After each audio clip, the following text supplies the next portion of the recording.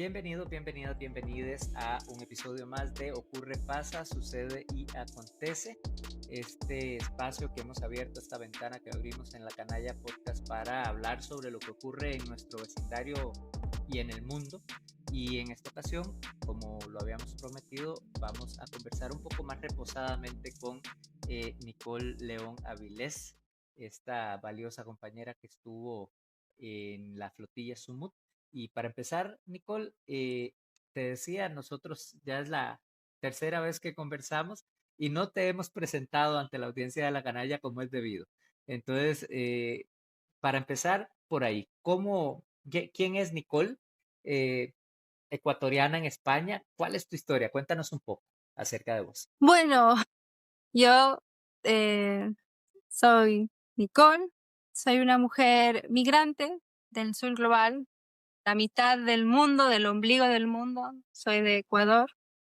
Bueno, yo migré a España hace 9 años, vine a hacer una maestría en arteterapia, en terapia psicoexpresiva, precisamente por sanarme, encontrar una forma de, de canalizar y de apoyar a otras personas. Mi lucha tiene que ver mucho con lo que he sufrido, he vivido desde niña. Yo soy víctima de abuso sexual sistémico y ahí empieza todo, mi resistencia, formarme y también el entender que nada es aislado, que todo es colectivo y es una consecuencia de algo. Entonces, yo desde muy niña escribía, dibujaba. Obviamente mis dibujos no eran tan bonitos ni agradables, ¿no? Era una mujer sangrando, tal, y obviamente yo era la forma de que yo canalizaba los abusos sexuales que tuve desde muy niña. Mm, Sin saber que eso era una terapia, simplemente lo hacía de una forma inconsciente para autorregularme. Y con el tiempo, yo siempre fui muy tímida, eh, nunca encajaba en la sociedad, en la escuela, estuve aproximadamente en 11 colegios, siempre cuestionando, preguntándome cuál es la razón de que esté aquí, por qué tratan a una o a otra compañera distinto, con una perspectiva, con una conciencia de clase desde muy niña, porque vengo de una familia políticamente activa, de izquierdas. Y bueno, así empecé desde muy niña a resistir, a hacer manifestaciones dentro de la escuela cuando algo me parecía injusto, de sentarme en el piso y no dejar a la profesora caminar o pasar, cuando algo realmente me molestaba. Y eran cosas que a la larga siguen presentes y lo curioso es que sigo peleando por esas cosas ahora. Por derechos básicos profesora, no sé qué, necesito ir al baño. Pues no, a mí no me dejaban ir al baño. A otras sí, a mí no. Entonces, claro, era siempre ese castigo, ¿no? Y una cosa que me acuerdo, claro, era que nos daban un libro de historia y dentro de la historia no estaba la historia del Ecuador, no estaba la historia de América Latina, de Sudamérica, de nada, era la historia de Europa, del mundo, de la nación y todo eso. Y claro, yo quiero estudiar la historia del Ecuador. Y mis profesoras eran, no, es que eso no es importante, o eso veremos luego. Cuando llegó la historia del Ecuador era una cosa así. Sí, Yo claro. decía, claro, para mí era algo terrible. Y me acuerdo que teníamos un libro de history, porque encima era en inglés, eh, y yo me negaba a estudiar inglés. Me daba mucha, Me daba mucha rabia el tener que hablar inglés y el que todas las materias sean en inglés y encima que me den cosas de esa parte del mundo y no del sur global. Eh, claro, era muy niña, era incomprendida, claro, era solo para ellos, no analizaban, solo era algo de, es la típica, es una rebelde, quiere llamar la atención y tal. Realmente nunca pensaron de guiarme o intentar entenderme. Entonces, me quedé muchas veces en supletorios, me quedé de año, me cambiaron de colegio, en fin.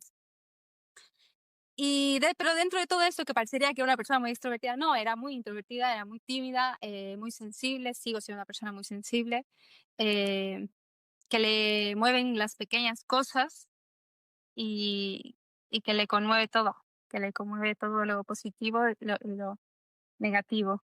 Así que, bueno, así empiezo mi vida, va a la par con todo de mi trabajo también.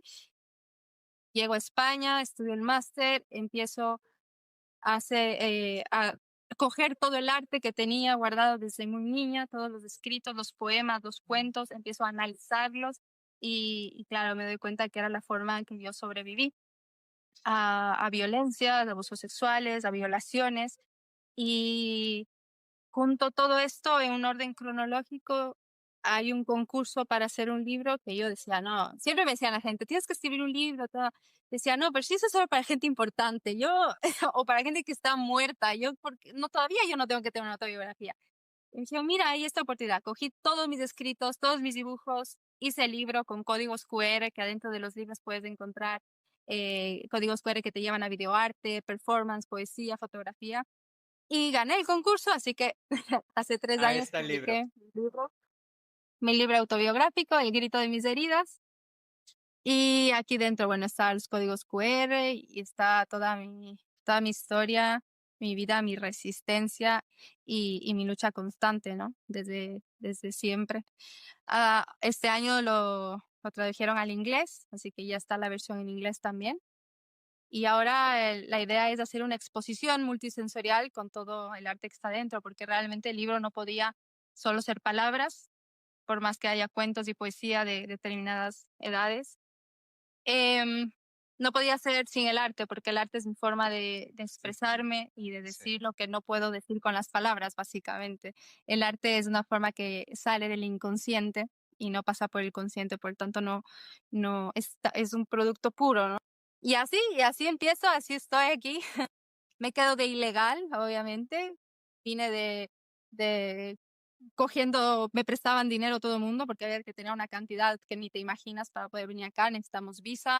Apliqué a la visa, todos decían, no me van a dar, no te van a dar la visa. Me dieron la visa, llegué, me quedé de ilegal y ahora soy documentada. Así que vivido todo el proceso también de ser migrante, indocumentada, racializada. eh, y bueno, aquí seguimos. Y eso explica evidentemente de dónde viene un poco esa militancia actual. Me queda una duda, me parece muy curioso. ¿Cómo se pasa de hacer arte, ¿no? De expresar a través del arte toda tu vivencia, de escribir libros, de pintar, a capitanear un barco? Bueno, en este proceso migratorio, por necesidad, llega por necesidad. Me voy a Estados Unidos de América, me voy cuando tenía 18 años porque mi familia estaba con un gran problema económico y yo soy hija única y claro, no podía soportar ver a mis padres así. Yo notaba en la adolescencia que empezábamos a tener problemas económicos, ya que no podíamos comer 3 veces al día, sino 2, una, ya no había chocolates, en cosas tan chiquitas que no te quieren decir, pero vas notando, ¿no? Y ahí a los 18 y una vez le veo llorar a mi padre, le digo, papá, ¿qué te pasa? Nunca la había visto así. Me dice, es que tengo una deuda terrible. Y fue, y dije, bueno, pues justo iba a ir a Estados Unidos para visitar a mi prima, ella me pagó el pasaje y dije, no, me quedo y busco la forma de trabajar. Tengo un problema con mi prima, me voy a la, a la calle a dormir. Dormía en la playa y en uno de estos momentos yo dormía en el día porque para en la noche estar en vigilia por si acaso me pasaba algo y yo veía el barcos, veía los muelles, veía el puerto y me llamaba mucho la atención. Yo veía barcos, veía yates. Yo, claro, yo decía, ¿y eso? O sea, yo los barcos que veo son barcos pesqueros, sé que hay cruceros, pero nunca me imaginaba que habían yates privados. Me llamaba mucho la atención y empiezo a escribir para vender cuentos, escribía en papel y vendía en la calle, pues salí y quería comprar algún cuento que justo me había inspirado en los barcos. y se me acercan unos marineros y me dicen, ¿te gusta el barco? Y le digo, sí, yo pensé, ¿es tuyo? Se ríen y me dicen, no, no, nosotros trabajamos ahí. Digo, ¿ustedes trabajan? Y dice, sí, sí, somos marineros, somos de México, el dueño es un millonario, tal. ¿Tú duermes aquí? Entonces, claro, yo digo, sí, bueno, yo no, o sea, lo que tenía entre vergüenza, entre miedo de decir, tal, le digo, sí, no, estoy aquí buscando trabajo. Me dicen, puedes dormir en el barco hasta que el dueño llegue, pero para entrar al barco tienes que entrar por el agua, para que no te vean los del puerto, la seguridad del puerto. Claro, Entonces, yo entraba al barco tipo 2 de la mañana, nadando. Obviamente yo no tenía nada, dejé mis cosas ahí nadando, me cogían, abrían la pasarela y entraba por la sala de máquinas y dormía ahí.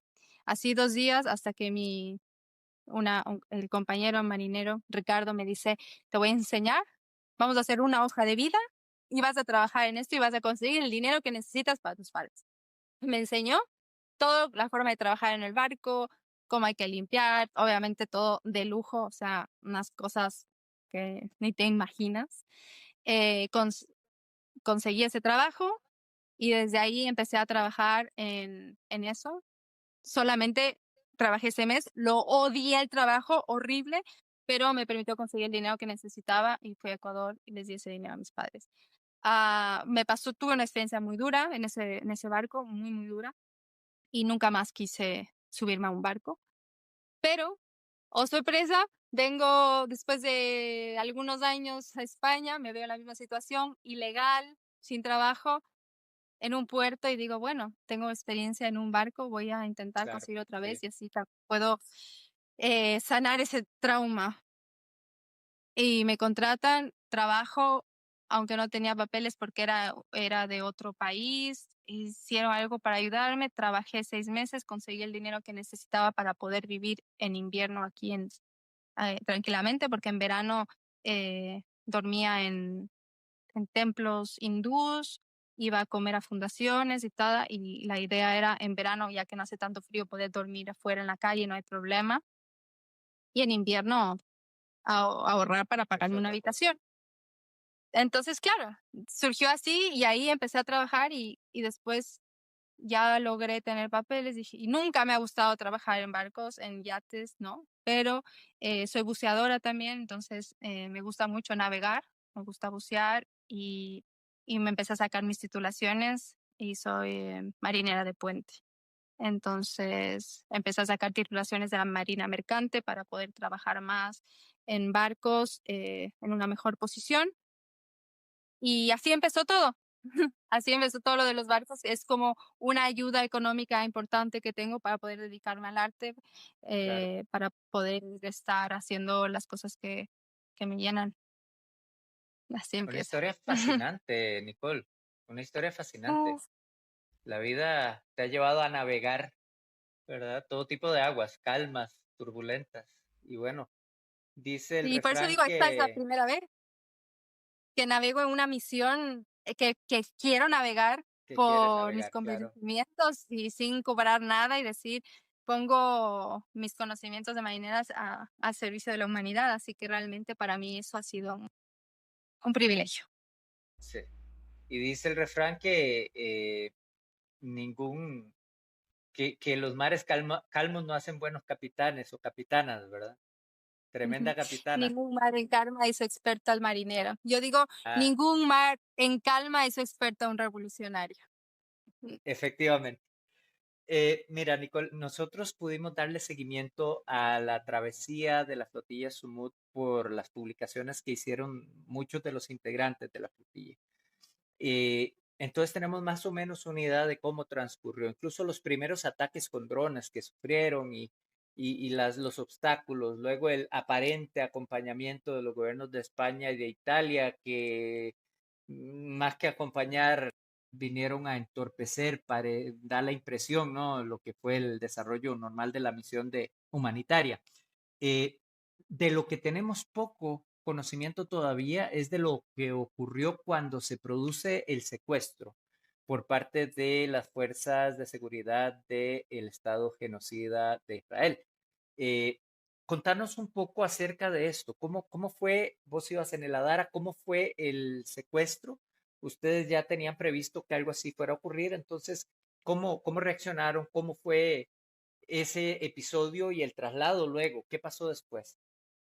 Sí, bueno, nosotros en los posibles escenarios, cuando estamos haciendo los training, sabemos que es muy posible que nos secuestren, que nos intercepten, así que ya teníamos planeado cómo nos íbamos a sentar, teniendo en cuenta para proteger a pasaportes débiles, compañeros, compañeras racializadas y tomando en cuenta a lo que nos enfrentamos, ¿no? Entonces, se dio la alerta de que ya 12 barcos venían a interceptarnos. Activamos el protocolo, que consiste en varias cosas, como en tirar los cuchillos y todas las herramientas de comer donde cocinamos al agua para que ningún, ninguna de estos militares venga a hacer un video y digan, ah, están armados, ¿no? Entonces, con todo el cuidado que hay que tener para evitar toda la desinformación y toda la narrativa que quieren hacer. Nos pusimos en nuestras posiciones con las manos alzadas. Realmente es un momento de bastante incertidumbre porque vienen en barcos que no se ven, son barcos fantasmas. De repente sí, es tenaz porque estábamos en guardia, los de la tripulación estábamos en guardia y de repente ves una sombra, como una cosa gigante que aparece de la nada, totalmente a oscuras, y claro, ves, los tienes ahí, te están vigilando. Luego, cuando ellos vienen, se va la señal, se va las cámaras y ¡pum! Desaparecen, se van. Vuelve todo las cámaras del internet, no les ves, y claro, uno dice como, ¿y esto de dónde aparece? ¿Cómo? Después vienen otra vez, empiezan a hablarte por un megáfono que la narrativa de ellos, que venimos a rescatarles porque están a punto de entrar a zonas de guerra, manos alzadas, no les vamos a hacer daño, ustedes cooperen, no sé qué. Bueno, alzar las manos, te tiran agua, como 3 veces, chorros de agua, luego se van y luego te alumbran con una luz potente, vienen entre dos lanchas a máxima velocidad y ahí sí con las linternas se suben armados hasta los dientes, apuntándote que levantes las manos, que ¿quién es el capitán? ¿Quién es el capitán? Nosotros con el protocolo, nadie es el capitán, todos somos voluntarios, eh, las manos ahí alzadas y empiezan, bueno, a buscar, a desbaratar todo, piden el pasaporte uno por uno, con mucha violencia y, y empiezan ellos a llevar el barco, porque no sabemos nadie es el capitán, ellos verán cómo llevan el barco, ¿no? Entonces, bueno, están preparados para eso, llevaron el barco, lo llevaron 10 horas hasta el puerto de Astor, nos llevan A ustedes los trasladan y en el mismo barco, no los sacaron para llevarlos en otro. En el mismo Adara los llevaron hasta el en puerto. el mismo, correcto, nos hacen bajar a los camarotes, entonces en 3 camarotes metes a 23 personas y en ningún momento de las 10 horas, en ningún momento te dejan de apuntar con la metralla, en ningún momento. Una presión, nunca te dicen a dónde te van a llevar, cuáles son tus derechos, nada. Llega, no podíamos ni salir a ningún lado, ni movernos, ni nada, así que llegamos al puerto y ahí te dicen, bueno, baja, eh, de una manera muy haciéndose los buena gente, haciéndose los malos, a veces cambian, o sea, son muy macabros, están constantemente jugándote a la psicológica, a veces quieren ser gentiles, a veces son muy malos, son irónicos, en fin. Ya cuando los están trasladando al puerto, cuando llegan al puerto, ¿cómo fue el trato? ¿Cómo los trataron? ¿Cómo las trataron? ¿Hubo alguna diferencia?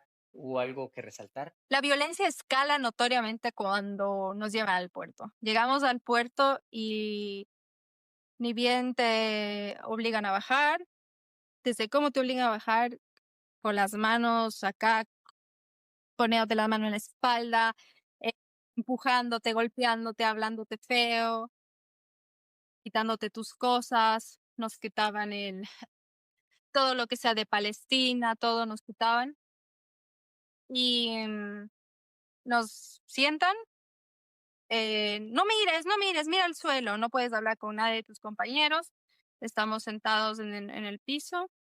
Luego, entre gritos, te empiezan a quitar todas las pulseras, a jalarte, a golpearte la cabeza, ah, de una manera terrible.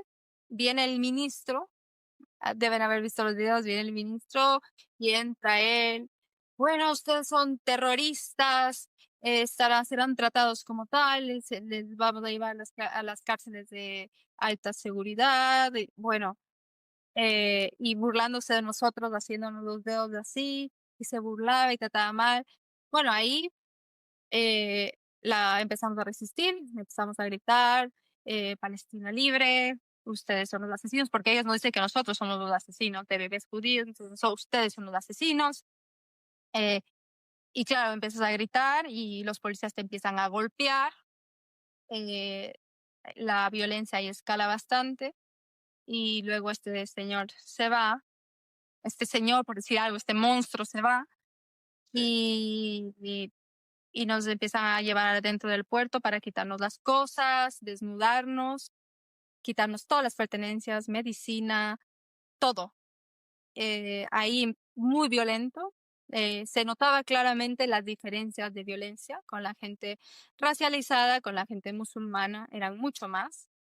De hecho, hay algunos Y compañeros, casi todos, o muchos de ellos racializados, que siguen a este momento todavía presos allá, ¿verdad? sí, hay que tomar en cuenta que que ayer, las últimas en salir, todavía quedan creo que 6 ahora mismo en prisión, pero bueno, las últimas en salir fueron del Sur Global. Todas las compañeras latinoamericanas fueron las últimas. Llegas, bueno, te desnudan con violencia. Es cuando, bueno, personalmente me agreden porque yo quería traducirle a una amiga que no entendía el inglés, traducirle lo que están diciendo. Cállate, cállate, que te calles. Me empujan entre 5, entre 6 y viene una militar y me da un cabezazo. Bueno, me da un cabezazo y, y vienen entre más a decirme que me calle, que por qué tengo que hablar, que de dónde soy. Mm, ya saben que veían que era yo también ecuatoriana y con pasaporte del Estado español, que qué hace una indígena aquí, que si no sé ni hablar, no sé, no tengo cultura, que debería estar en taparrabos, que, bueno, así. Llegamos donde los abogados y bueno, los abogados con cada uno de los encargados o sea, de un policía te dice, bueno, tienes que firmar el papel donde aceptas que estás que entraste en territorio ilegal y que aceptas que has cometido un error, así que procedes a ser deportado. Obviamente no firmamos eso porque no es así, nosotros fuimos secuestrados en aguas internacionales, así que no firmamos y después te dan otra alternativa de firmar tu deportación eh, inmediata, que es esta, la que firmas, y no firmamos, y, y entre otros papeles que están en hebreo que no entiendes, que pides traductor y no te dan, solo te quieres que firmes, pero no entiendes.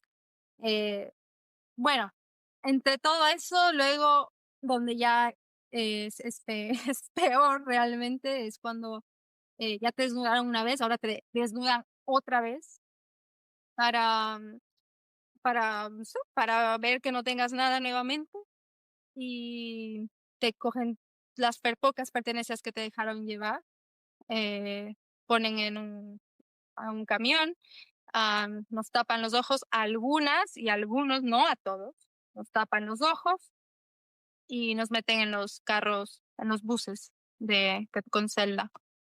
En ese bus fue terrible porque estuvimos como 8 horas sin saber a dónde íbamos, con los ojos tapados, con bridas.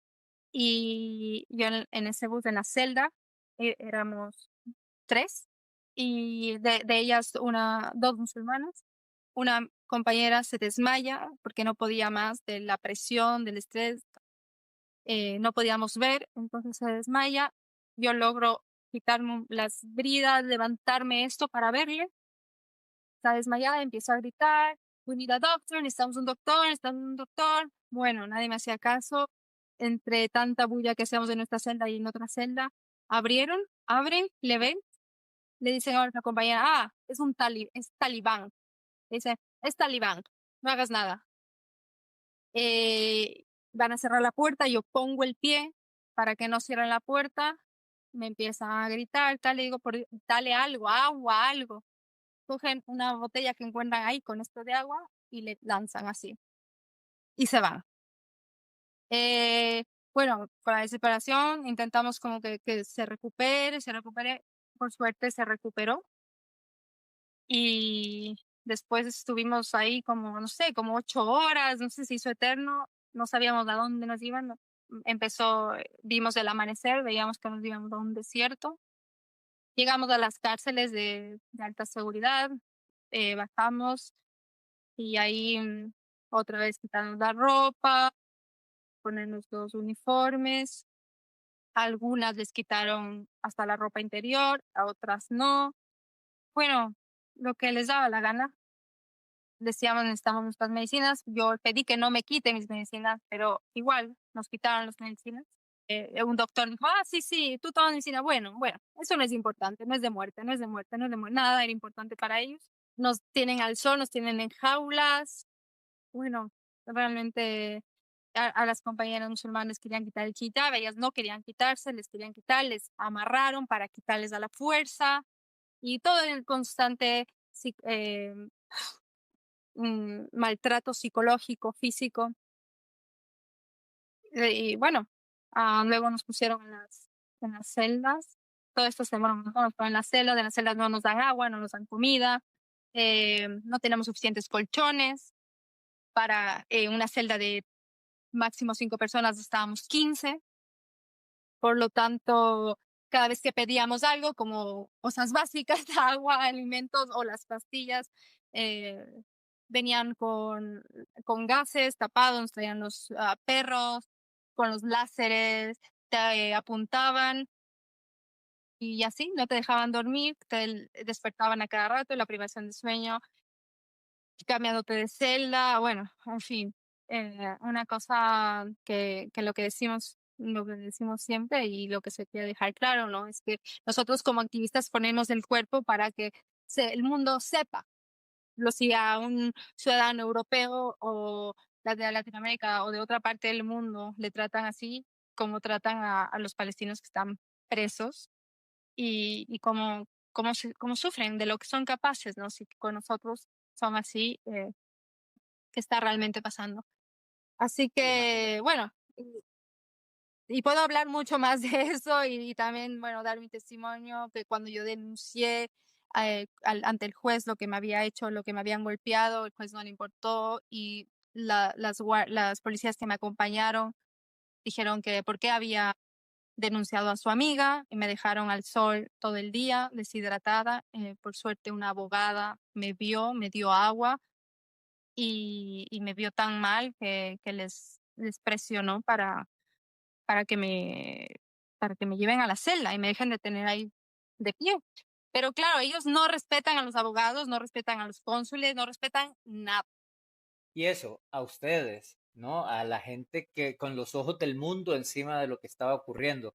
Imagínate de verdad lo que sucede con decenas de miles de palestinos que están, muchos de ellos desde que son niños, en las Ujú. prisiones del apartheid israelí, sufriendo quién sabe, quién sabe cuánta tortura y de qué. Eso debe ser insoportable, debe ser una cosa terrible. Claro, en el día a día, el hecho de que en Israel mismo a los palestinos no les dejen tienen que utilizar otro tipo de escuelas, otro tipo de hospitales, otro tipo de carreteros especialmente para ellos que están destruidos, que las armas, la tecnología se pruebe en los palestinos. Y esto ellos mismos nos decían a nosotros, decían, nosotros somos más inteligentes que ustedes, porque ustedes usan conejillos de India, nosotros utilizamos a los palestinos para probar la tecnología y las armas. Entonces, no sé qué están esperando los gobiernos del mundo para romper los lazos con Israel,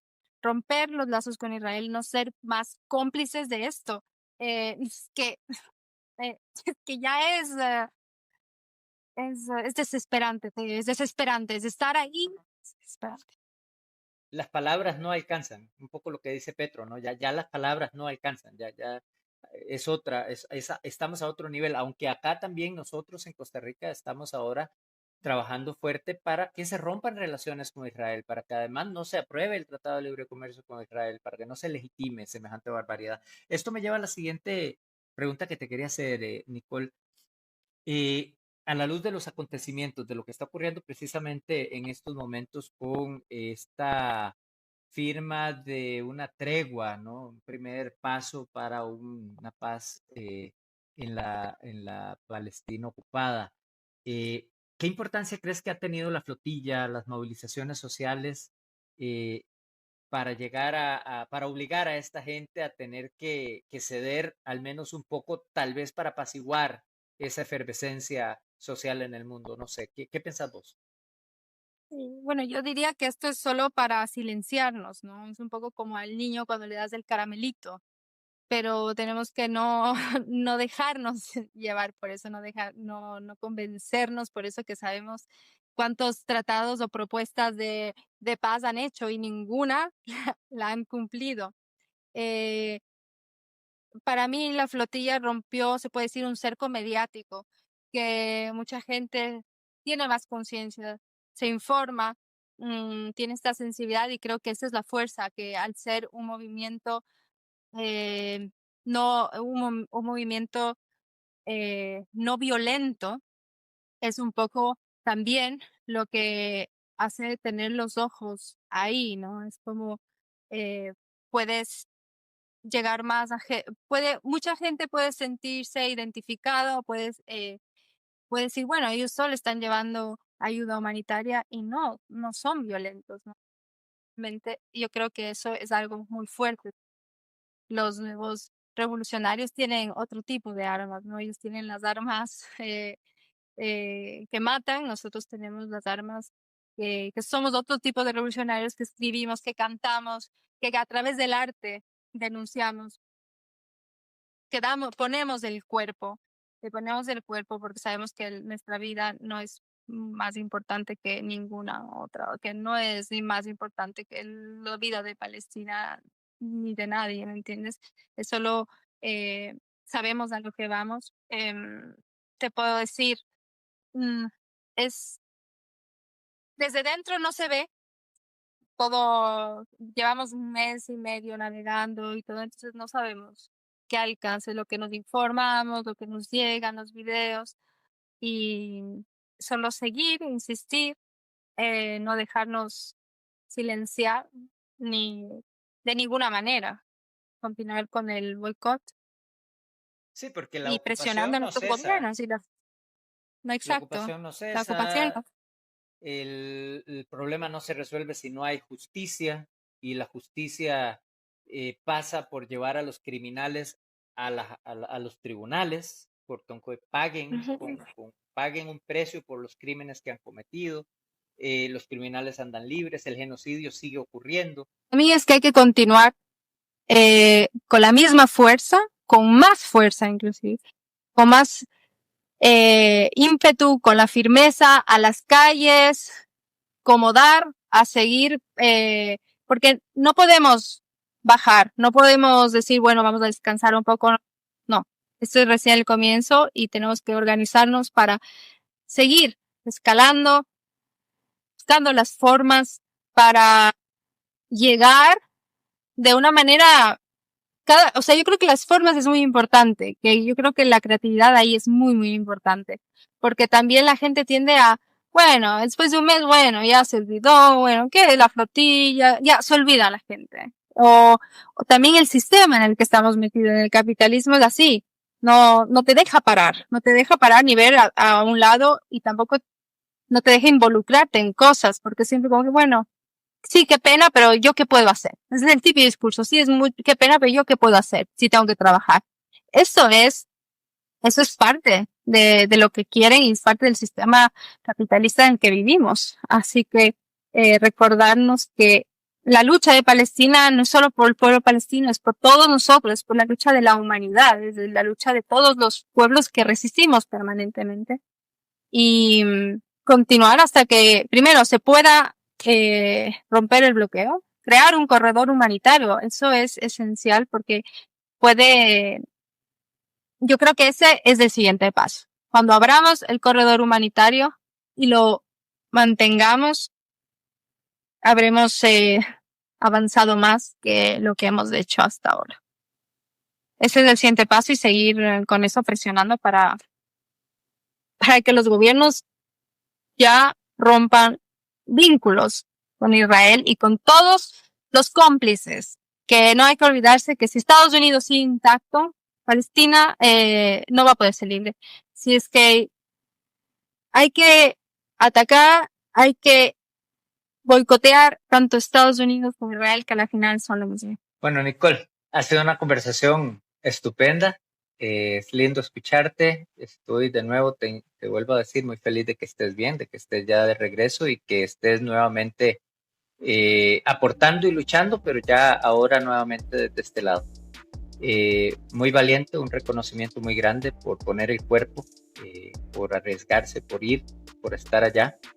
Y nada, muchas gracias por darnos esta entrevista y vamos a seguir comunicándonos y coordinando y trabajando juntos y juntas. Así es. Hasta la victoria siempre. Así sea.